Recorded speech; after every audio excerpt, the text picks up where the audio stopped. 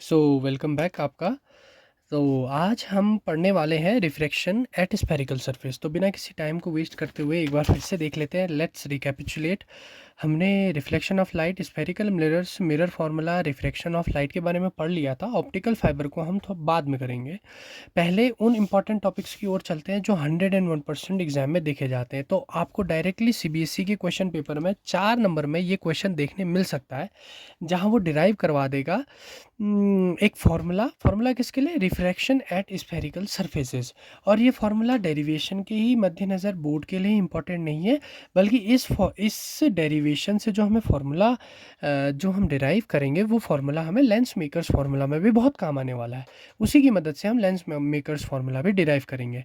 तो इसका बहुत इंपॉर्टेंस है। तो let's start with this refraction at spherical surfaces. तो देखिए, रिफ्रैक्शन एट स्फेरिकल सरफेसेस का पहले मतलब समझ लेते हैं। जल्दी से मैं आपको एक एग्जांपल देता हूँ। मान लीजिए आप कभी डेस्क में बैठते हैं, स्पेशली ऑफिस में, या आप कभी किसी ऑफिस वर्क में, ऑफिस में अगर आप किसी ऑफिस में एंटर करते हैं, टेबल में आपने देखा होगा पेपर वेट रखे होते हैं ग्लास के। तो वो जो पेपर वेट है, स्फेरिकल बॉल है, वो किस शेप की होती है? देखिए, जब हम देखते हैं तो वो कैसी शेप की होती है? स्फेरिकल शेप की होती है। और उसके अंदर मान लीजिए अगर फिश, स्टार, बबल, या आपने प्रिज्म देखा होगा तो उसके अंदर बबल, तो हमें बबल देखने मिलते हैं।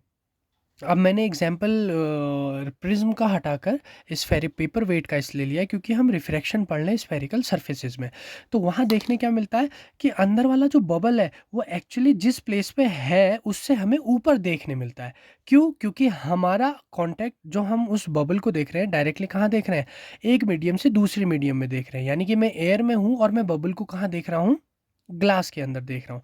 तो डेफिनेटली वहाँ पे कोई रिफ्रैक्शन देखने मिलेगा, क्योंकि रिफ्रैक्शन क्या है? बेंडिंग फिनोमिना है। कब? जब एक बॉडी, जब एक लाइट सरफेस से एक मीडियम से दूसरे मीडियम पर चली जाती है, तो वहाँ हमें क्या देखने मिलता है? रिफ्रैक्शन देखने मिलता है।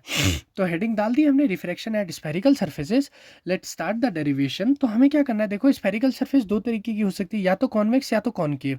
तो आपको ऐसे पर्टिकुलरली लिखा नहीं आएगा कि कॉन्वेक्स के लिए करो या कॉनकेव के लिए करो।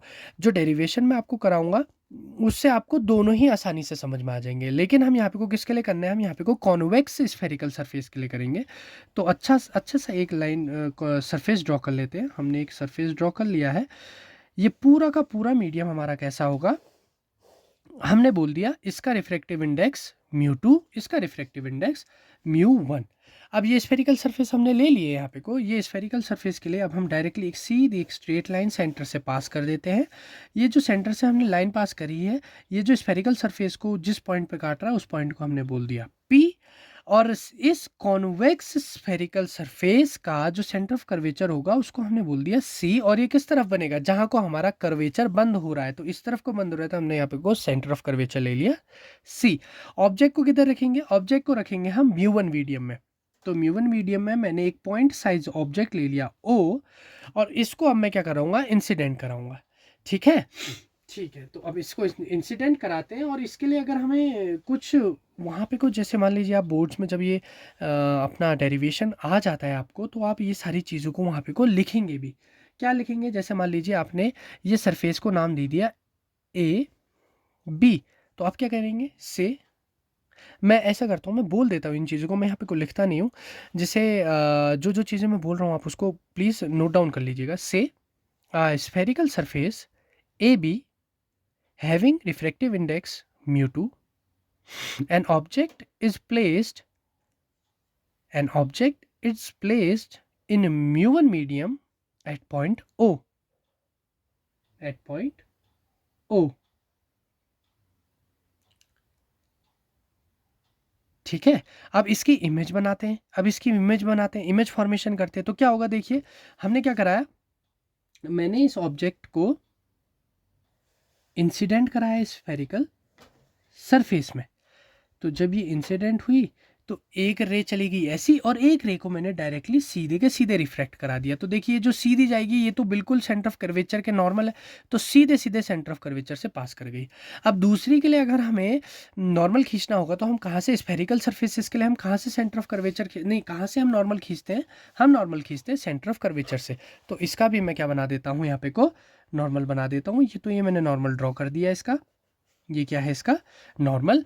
अब देखिए μ1 से μ2 मीडियम में जा रही है। अब हमें ये नहीं पता कि कौन सा मीडियम रेयरर है और कौन सा मीडियम डेंसर है, तो यहाँ पे कोई एक आर्ग्यूमेंट लिख लेते हैं, μ1 इज लेस देन μ2, यानी कि ये कैसा मीडियम है, डेंसर मीडियम है एज कम्पेयर टू μ1।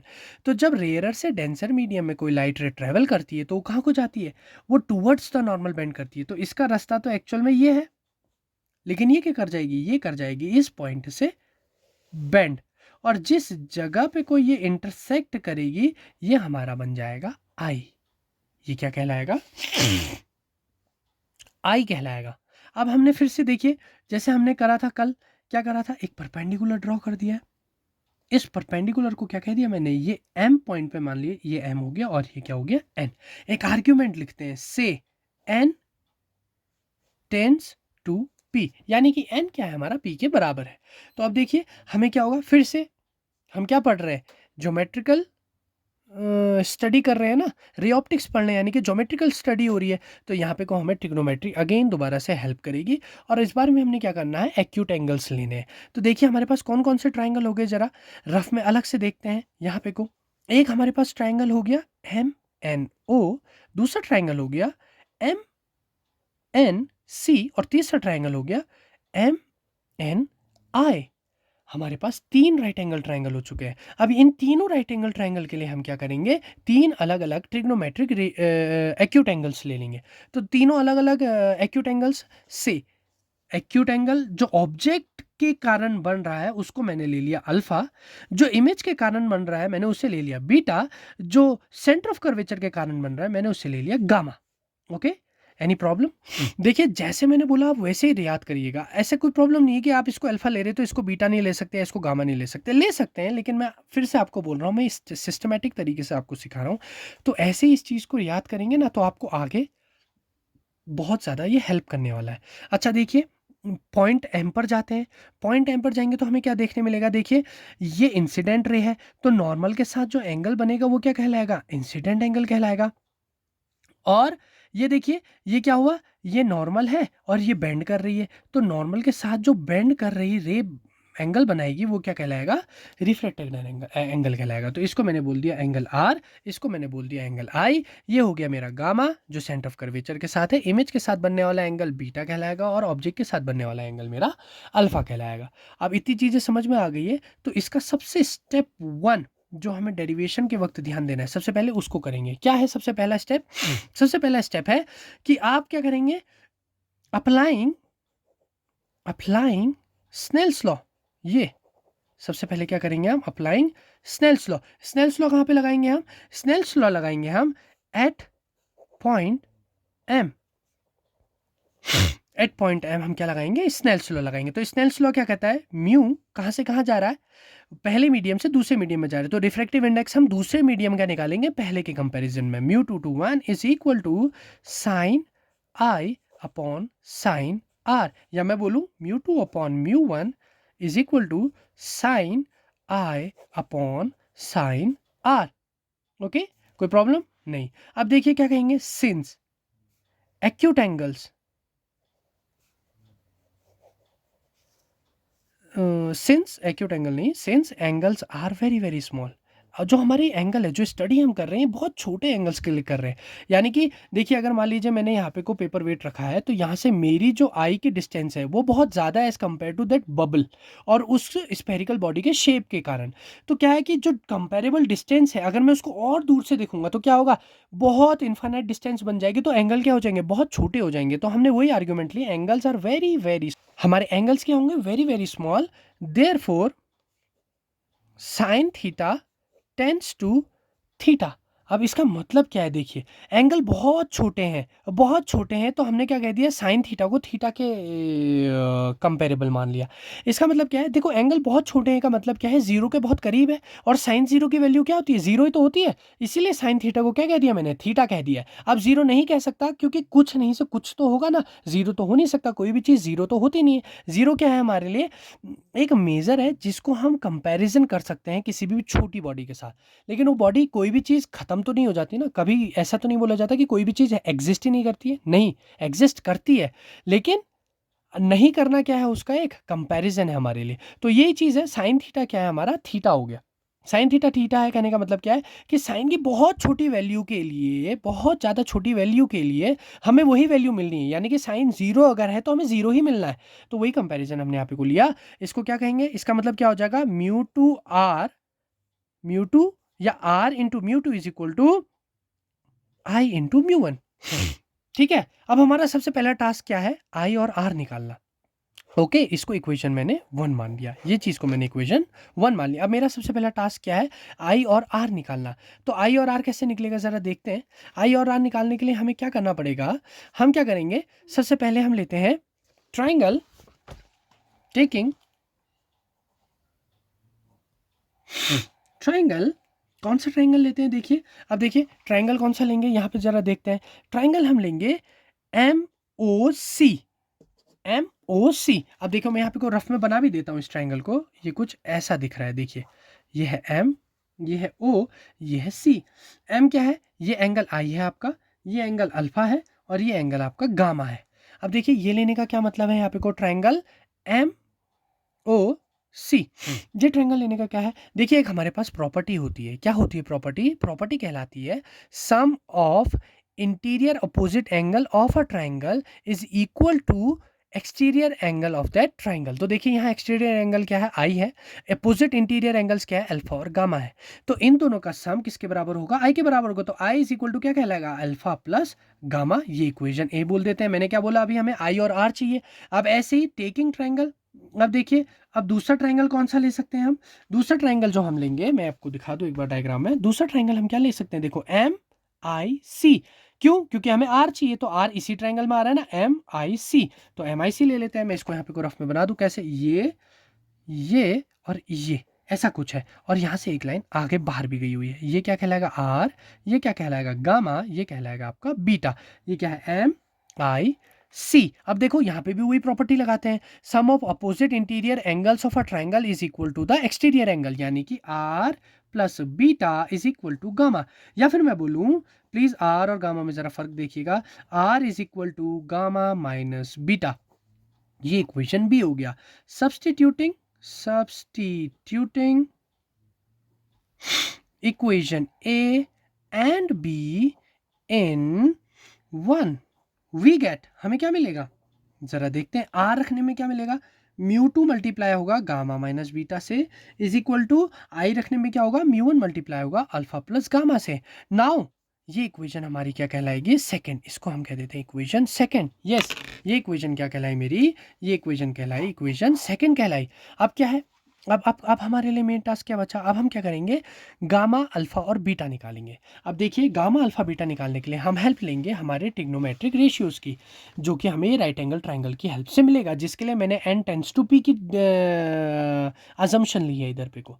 तो अब देखिए m हमें अगर अल्फा बीटा गामा निकालना है, हम क्या कर सकते हैं, हम, मैंने पहले भी बताया था हमारा क्या रूल है, हमें केवल परपेंडिकुलर और बेस से मतलब है, हाइपोटेन्यूज से मतलब नहीं है, क्योंकि ये तो इंसिडेंट रे और रिफ्लेक्टेड रे है, मतलब कि ये तो रे जो फॉल कर रही है, ये हमें दिख थोड़ी रही है, ये तो हमने अज्यूम करा है।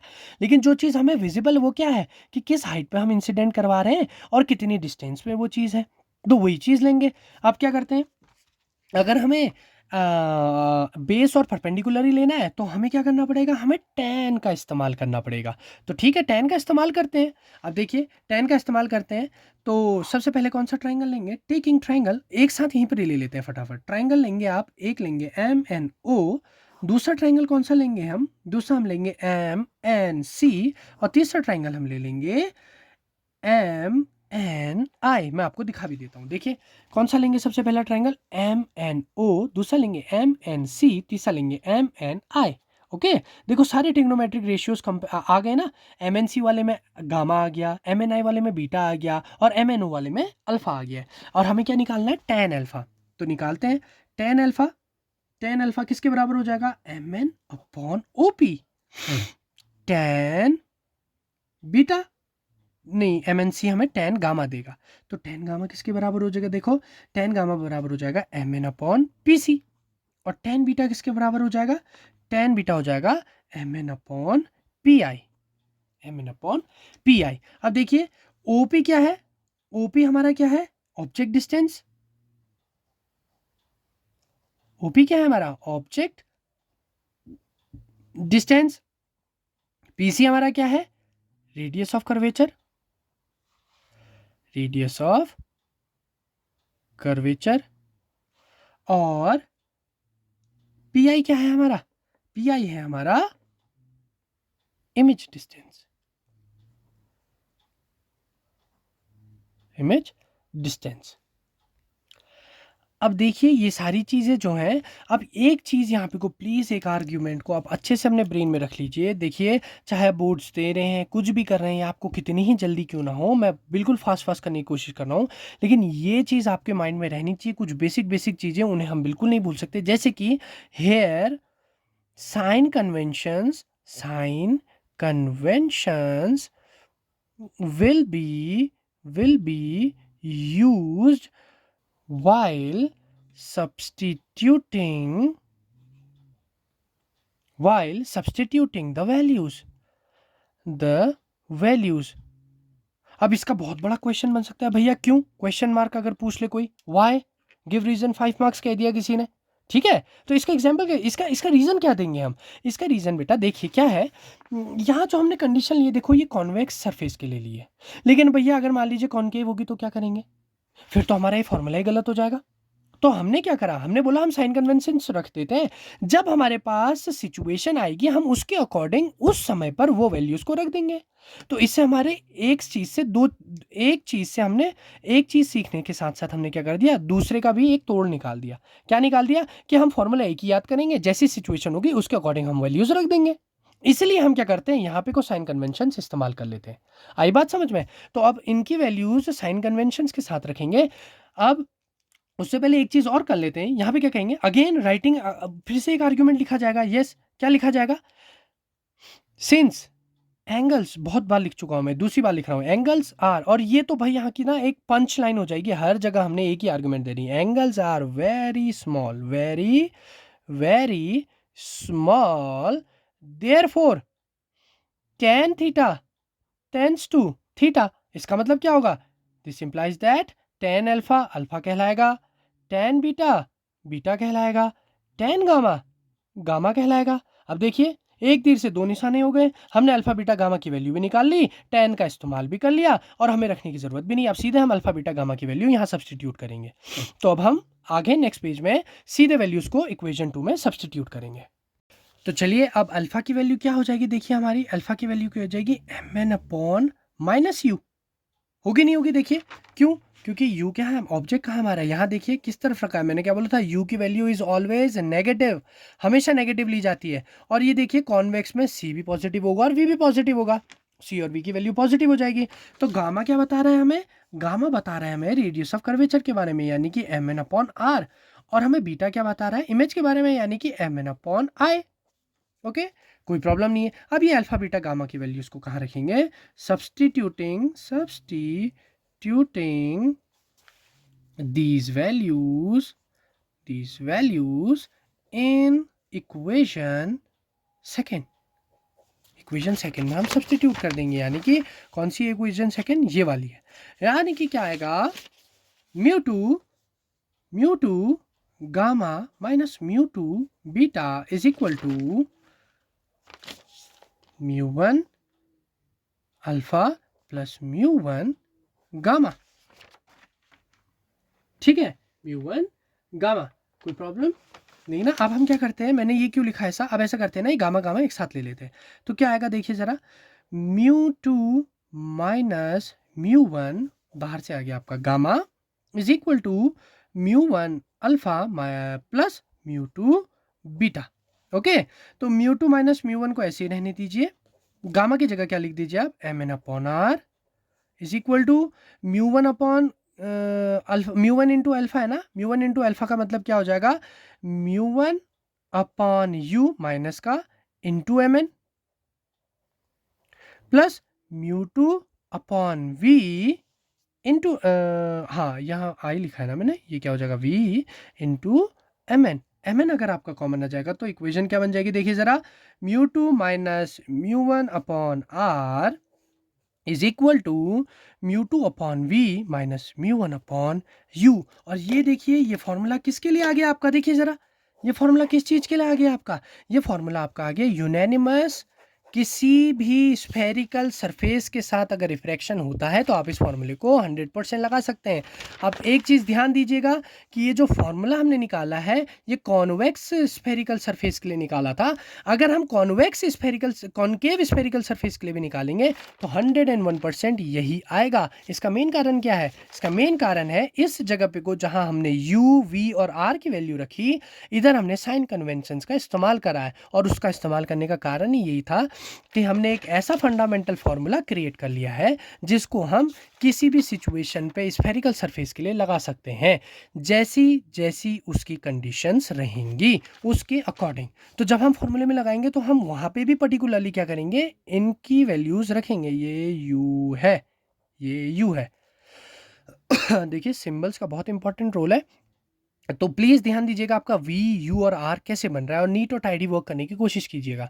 यहाँ ऐसा होता है जैसे मैं लिख रहा हूँ तो मेरे लिखने के कारण क्या होता है, टेबल हिलता है जिसके कारण इन्हें पूरा फ़ोन शेक करता है। इसीलिए मैं क्या कर रहा हूँ, थोड़ा रफली लिख रहा हूँ, लेकिन मेरी पूरी कोशिश है कि मैं आपको सारी चीज़ों को अच्छे से समझाऊँ। अगर कोई भी स्पेलिंग आपको समझ में नहीं आता इसीलिए मैं उसको बोल बोल के लिख रहा हूँ, ताकि अगर आपको पढ़ने में नहीं आ रहा है तो सुनने में वो चीज़ समझ में आ जाए। तो देखिए हमने फाइनली ये डेरिवेशन कंप्लीट कर लिया, हमने एक फार्मूला जनरेट कर लिया है किसके लिए, रिफ्रैक्शन फॉर स्फेरिकल सरफेसेस। अगर स्फेरिकल सरफेस पे रिफ्रैक्शन हो रहा है तो उसका फॉर्मूला ये रहेगा। अब ये फॉर्मूले को हमें याद करना हमारी जिम्मेदारी है, तो साइड बाय साइड एक पतली सी नोटबुक बनाइए जिसमें आप इंपॉर्टेंट फार्मूलाज लिखते जाएं। ये एक बहुत इंपॉर्टेंट फार्मूला है, हमने एक डेरिवेशन कंप्लीट कर लिए, इसी फॉर्मूले की मदद से आगे जाके हम लेंस मेकर्स फॉर्मूला भी कंप्लीट करने वाले हैं। तो प्लीज़ इस फॉर्मूले को लर्न कर लीजिएगा और लेंस मेकर फॉर्मूला के लिए नेक्स्ट वीडियो में हम क्या करेंगे, लेंस मेकर्स फार्मूला को डिराइव करेंगे। तो कंटिन्यू करें वीडियोस को, ऐसे लेक्चर्स आते रहेंगे। और बोर्ड की प्रिपरेशन करनी है तो इन चीज़ों को रट दीजिए भैया, रट दीजिए, अब नहीं तो कभी नहीं भाई। पढ़ाई कर ले, मतलब पढ़ाई कर ले, इसके बाद समय नहीं आएगा और बहुत इजीली आप कर लेंगे, क्योंकि ऐसा कुछ है नहीं जो हमें इतना स्ट्रगलिंग फील होना चाहिए। मैंने आपको हर एक चीज़ बिल्कुल अकॉर्डिंग टू द सिलेबस पढ़ा रहा हूँ। अब देखिए समय की किल्लत है, वरना मैं इसके 2 क्वेश्चंस और कराऊंगा, तो वो नेक्स्ट वीडियो में डालता हूँ। इसलिए डाल रहा हूँ क्योंकि जिनको ज़रूरत है केवल डेरिवेशन की, उनके लिए मैंने डेरिवेशन कर दिया है। नेक्स्ट वीडियो में मैं इसके 2 क्वेश्चंस, कॉम्प्लीमेंट्री क्वेश्चंस लाऊंगा और लेंस मेकर्स फार्मूला को हम डिराइव करेंगे। Till then bye bye.